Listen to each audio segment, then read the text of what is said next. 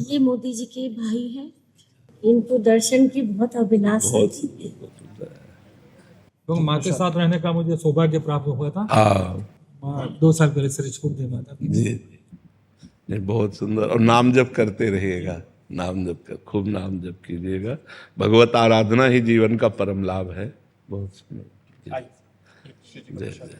भगवान, हम अलग अलग मंदिर में जाते हैं तो भगवान का स्वरूप अलग अलग होता है, तो ध्यान भजन करते हैं तो कंफ्यूजन होता है, तो इसको समाधान होगा। इसमें क्या है कि आचार्य परंपरा से जब हम जुड़ते हैं, तो जैसे अब हम हैं, तो हम जाएं कहीं भी, लेकिन हम ध्यान करेंगे राधा वल्लभ जी का, क्योंकि हरिवंश महाप्रभु के हम शिष्य हैं और राधा वल्लभ जी हमारे इष्ट हैं। तो अब जैसे कोई स्वामी हरिदास जी का है तो बांके बिहारी का ध्यान करेगा। अब जैसे आप नहीं जुड़े हैं तो आपको मान लेना चाहिए कि मेरे बांके बिहारी जी, तो दर्शन सब जगह करो लेकिन ध्यान बिहारी जी का करो। ऐसे चला जाता है भगवान के मार्ग में। एक जगह कहीं अपनी निष्ठा कर ली जाती है और फिर सतमार्ग में चला जाता है।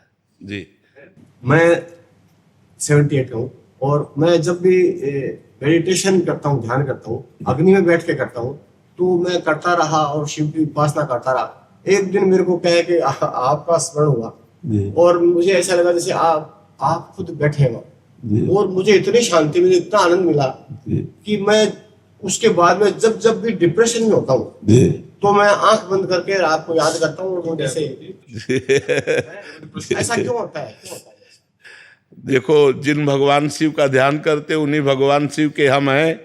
अब वो आपको कृपा कराने के लिए उस रूप का दर्शन करा रहे हैं, उनकी कृपा है, भगवान शिव की कृपा से।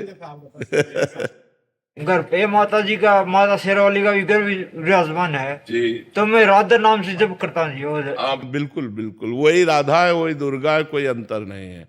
वही सर्वशक्ति स्वरूपा भी है, वही प्रेम स्वरूपा भी है। प्रेम स्वरूपा में राधा है, शक्ति स्वरूपा में दुर्गा है। ठीक है।